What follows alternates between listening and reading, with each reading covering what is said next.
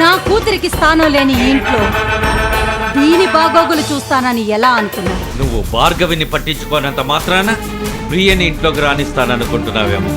అది చేసిన పనికి దాన్ని క్షమించను. ఈ జన్మలో దాన్ని ఇంటి గడప తొక్కనివ్వను. ఎంత పొగరే నీకు! నన్నే ఇంట్లోంచి బయటికి తరుముతావా? నీ పొగరనొచ్చి నిన్నింట్లోంచి బయటికి తరమకపోతే నా పేరు కాంచనే కాదు. అయితే పేరు మార్చుకోవడానికి రెడీగా ఉండు. వాడు మారలేదన్నయ్య. మారినట్లు నటించాడు. ఆస్తి కోసం మారినట్లు నటించాడు. నేనది నిజమేనని నమ్మి గాయత్రికి చెందాల్సిన ఆస్తినంతా వాడి చేతిలో పెట్టేసి. ఇది అత్తారిల్లే కావచ్చు, కానీ నువ్వు మాత్రం నా అత్తవి కాదు. నాలాగే ఇంటికి కోడలివి. నీకెంత హక్కుందో నాకు అంతే హక్కుంది. అనవసరమైన పెత్తనాలు మాని నీ లిమిట్స్లో నువ్వుండు. పెళ్ళి 4 రోజులు కూడా కాలేదు. వాళ్ళలా సరదా బయటికి వెళ్తుంటే పేచి పెట్టడం ఏం బాగలేదు. ప్రియా, సూర్య బయట వెయిట్ చేస్తున్నట్టున్నాడు. దీని మాటలేమీ పట్టించుకోకుండా నువ్వు వెళ్ళు.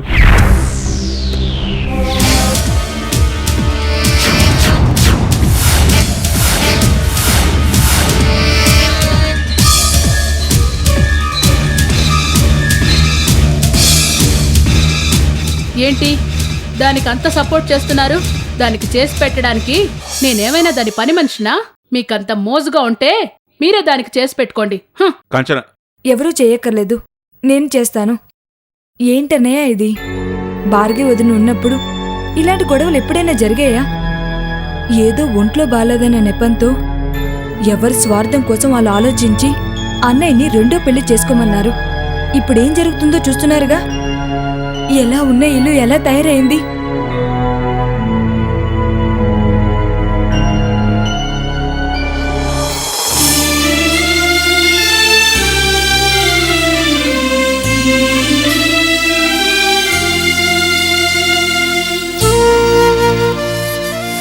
నేను మీ బావని నీ దగ్గరికి తీసుకొచ్చిన నేను నిర్దోషణని ఎందుకు నమ్మలేదు?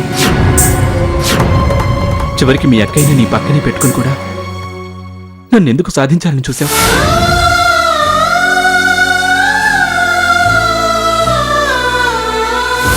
ఇదే ఇంట్లో మీ అక్కయ్యతో నువ్వు కలిసి ఉంటూ కూడా మా అక్కయ్య బతికి ఉందా అని ఏమీ తెలియని అమాయకంలో నన్ను అడుగుతున్నావంటే నిన్నేమనుకోవాలో అర్థం కావట్లేదు. ఇప్పుడు ఈ డిస్కషన్ అంతా అనవసరం మాత్రమే. మొత్తం నీ ప్రవర్తన అంతా పరిశీలిస్తే నేనంటే నీకు ఇష్టం లేదని అర్థమైంది. ఇష్టం లేని చోట కలిసి ఉండటం చాలా కష్టం భారతి. అందుకే నేను రేపే ఇంకో పెళ్లి చేసుకోబోతున్నాను.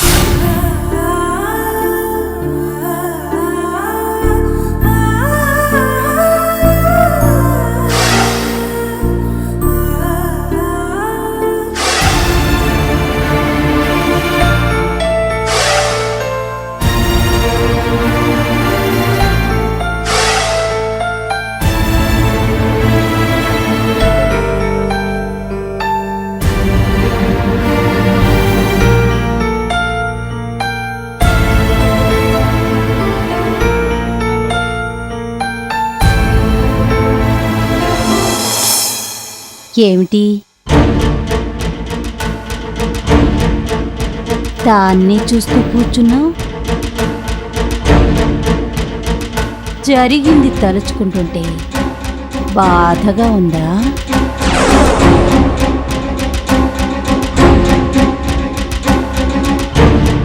ఈ పెళ్లి వద్దు వద్దని చిలక్కి చెప్పినట్టు చెప్పాను, విన్నావా? ఇప్పుడు చూడు, కట్టుకున్నవాడు కాకుండా పోయాడు. ఈ తాళి ఎగతాళయింది. మనిషి ఆశపట్టానికి కూడా ఒక హద్దుంటుంది. నీ మొహానికి సూర్య కావలసొచ్చాడా? నా కూతురు ఇష్టపడి ప్రేమిస్తుందని తెలిసి కూడా నువ్వు వాణ్ణి పెళ్లి చేసుకున్నావు.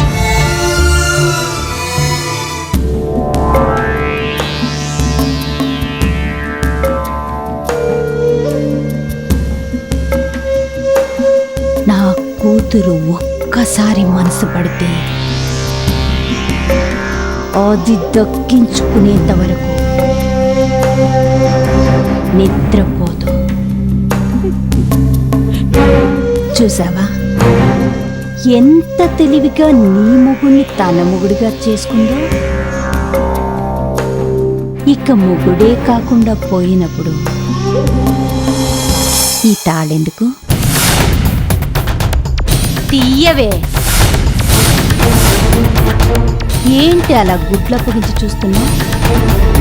నీకు పెళ్లి జరిగిన రోజే తీసేస్తానన్నాను, నువ్వు ఒప్పుకోలా. ఇప్పుడది ఉన్నా ఒకటే, తీసేసినా ఒకటే. తీయవే.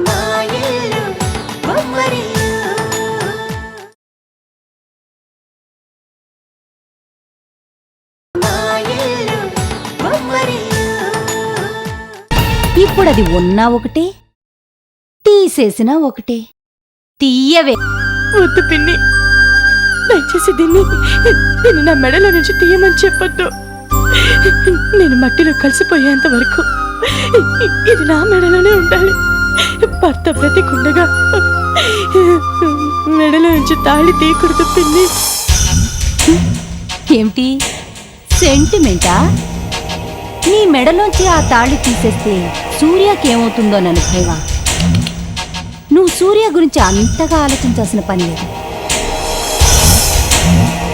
నువ్వు ఆ తాళి తీసేసినా సూర్య కట్టిన ఇంకో తాళి నా కూతురు మెడలో ఉంది. కాబట్టి నువ్వు దాన్ని తీసేసినా సూర్యకి ఏమీ కాదు. లేదంటే ఇదంతా సూర్య మీద ప్రేమతోనా, లేకపోతే మంగళసూత్రం మెడలో ఉంచుకుంటే సెంటిమెంట్తో దూరమైన మూడు దగ్గరవుతాడనా? అలాంటిదేమైనా నీ మనసులో ఉంటే మర్యాదగా దాన్ని తుడిచే. నా కూతురు ప్రేమించిన వాణ్ణి నువ్వు పెళ్లి చేసుకుంటేనే తట్టుకోలేకపోయాను. అలాంటిది నా కూతురికి నువ్వు సవతిగా ఉంటానంటే చూస్తూ ఊరుకుంటాననుకున్నావా? చీరేస్తాను.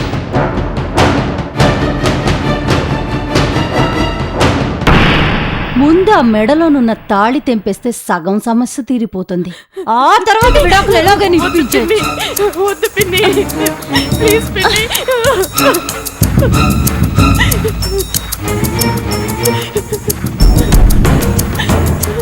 ఇప్పటికైనా నేను చెప్పినట్టు వినకపోతే జీవితాంతం ఇలాగే మూల కూర్చొని ఏడవలసి వస్తుంది.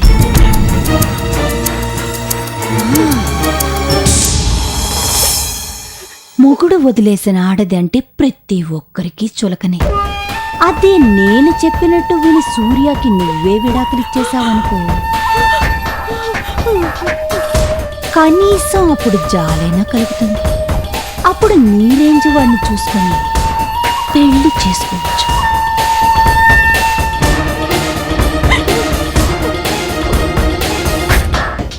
అర్థమైందనుకుంటాను.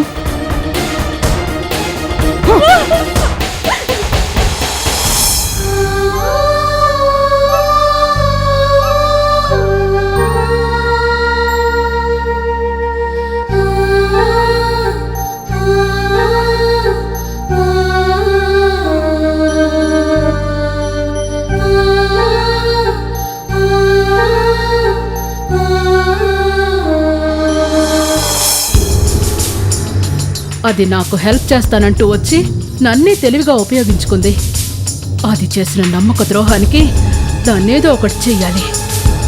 మీరు భార్గవిని సూర్య గారి నుండి దూరం చేయటానికి ప్రియాని ఉపయోగించుకున్నప్పుడే నేను మిమ్మల్ని హెచ్చరించాను మేడం. ఆవిడ చాలా డేంజర్.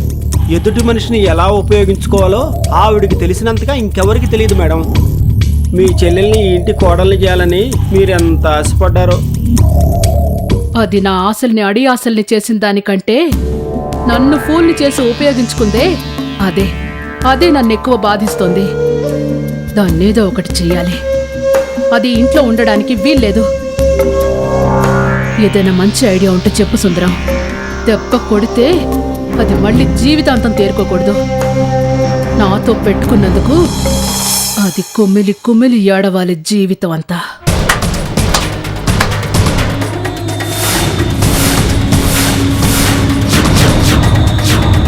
ఏంటక్క, నన్ను తరిమేయడానికి ప్లాన్లు వేస్తున్నావా? అది ఈ సుందరంతో. ఈ సుందరం వల్ల ఏమవుతుందక్క, ఈ రోజు నువ్వు డబ్బులిస్తే నువ్వు చెప్పినట్టే చేస్తాడు. అంతకంటే ఎక్కువ డబ్బులు ఇస్తానంటే నిన్నొదిలేసి నా కోసం పనిచేస్తాడు. ఏంటి సుందరం, నువ్వు ప్లాన్ చెప్తే ఎంత ఇస్తానంటుంది?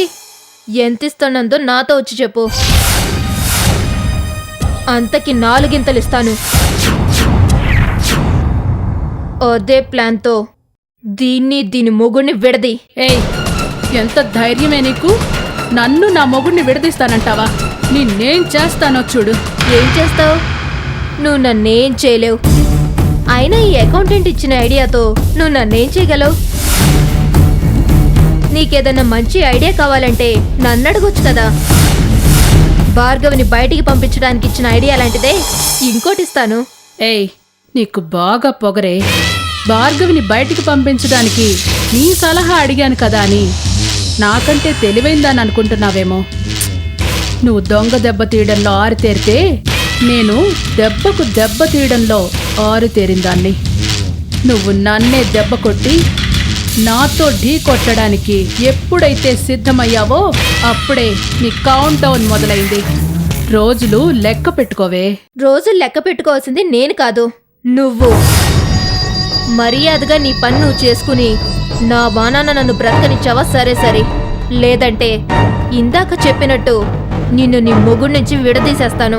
అసలే పిల్లలు కూడా లేరు. ఈ వయసులో మొగుడు వదిలేస్తే చాలా అసహ్యంగా ఉంటుంది. జాగ్రత్త.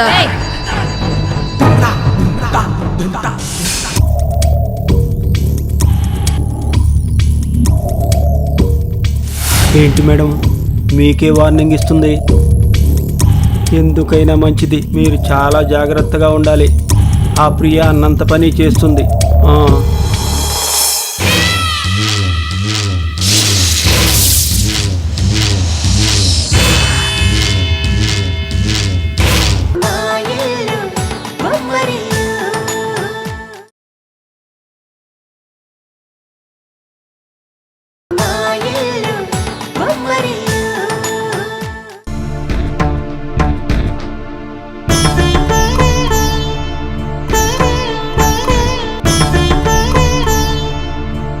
అమ్మా భార్గవి, ఇంకా భోంచేయలేదమ్మా? ఆకలిగా లేదు బాబాయ్. ఏమ్మా, బాధగా ఉందా? ఎందుకు బాబాయ్ బాధపడాలి? బాధపడితే ఏదైనా సమస్య పరిష్కారం అవుతుందంటే బాధపడొచ్చు. కానీ ఎంత బాధపడినా పరిష్కారం కాని సమస్యల కోసం బాధపడి ప్రయోజనం లేదు బాబాయ్. నేనిప్పుడు వేరే విషయం గురించి ఆలోచిస్తున్నాను బాబాయ్. నాకు చిన్న కోరికుంది, అది తీరుతుందో లేదోనని భయం. దాని గురించి ఆలోచిస్తూ కూర్చుంటే ఆకలి వేయలేదు బాబాయ్. ఆ కోరికేంటో నాతో చెప్పమ్మా.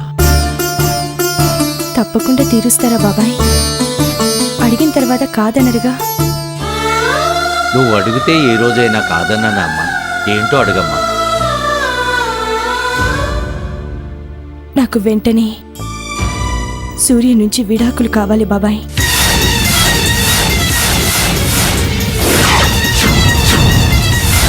ఏంటమ్మా, నువ్వు స్పృహలో ఉండే మాట్లాడుతున్నావా? నువ్వేం కోరుకుంటున్నావో నీకు అర్థమవుతుందా?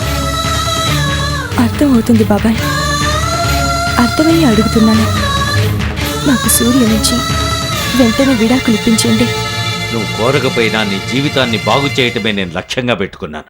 అలాంటిది నా చేతులతోటే నీ జీవితాన్ని నాశనం చేయమంటే ఎలా చేయగలను అనుకున్నావమ్మా? నాకు విడాకులు ఇప్పించడం అంటే నా జీవితాన్ని నాశనం చేయడం కాదు బాబాయ్, ప్రియ జీవితం బాగు చేయడం.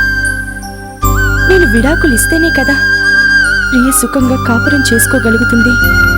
వాళ్ళ సంసారానికి నేనెందుకు అడ్డుగా ఉండడం బాబాయ్? ఎంత తేలిగ్గా చెప్తున్నావమ్మా. నీ జీవితాన్ని నాశనం చేసిన దాని గురించి నువ్వు ఆలోచిస్తున్నావా? అసలు వాళ్ళకి జరిగింది పెళ్ళే కాదమ్మా. ఒక భార్య బ్రతికుండగా ఇంకో పెళ్లి చేసుకోవడం చట్టరీత్యా నేరం. ఆ వివాహం చెల్లదు. చట్టం వేరు, మనసులు వేరు బాబాయ్. చట్టం వాళ్ళ పెళ్లిని అంగీకరించకపోవచ్చు, కానీ మనసున్న మనుషులుగా మనం అంగీకరించాలి బాబాయ్. అయినా ప్రియ ఎవరో కాదు, నా అక్క. తన సంతోషానికి నేను అడ్డుగా రాలేను బాబాయ్.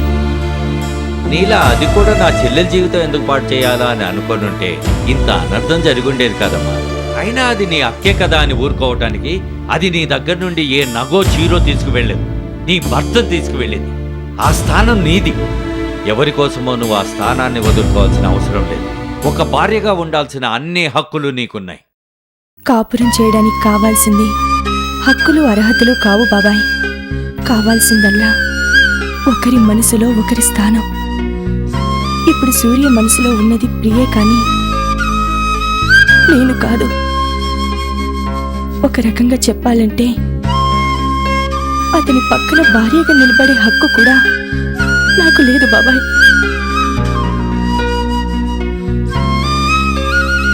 నేను అతన్ని ఇష్టపడి పెళ్లి చేసుకోలేదు.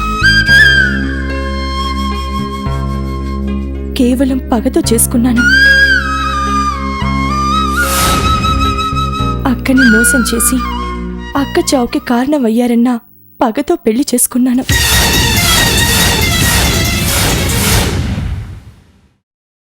నా మీద అతనికి ప్రేమున్నప్పుడు అతని మీద నాకు పగుండేది. ఇప్పుడు పగ పోయింది, అతనికి నా మీద ప్రేమ పోయింది. అసలు అక్క బతుకున్న విషయం మీకు తెలిసినప్పుడే నాకు చెప్పుంటే ఇప్పుడు ఇలాంటి పరిస్థితులకి దారి తీసుండేది కాదు బాబాయ్.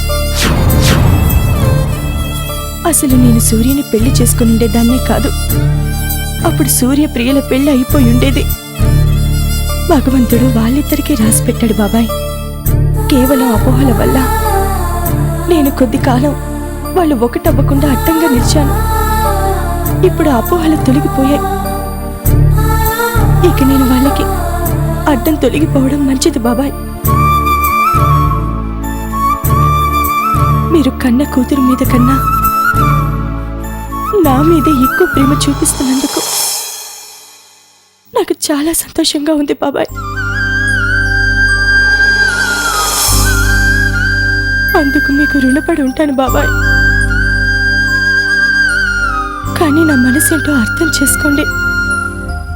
నా మాట విని నాకు విడాకులు ఇప్పించండి బాబాయ్. ప్రియా సూర్య ఆనందంగా ఉండడమే నాకు కావాలి.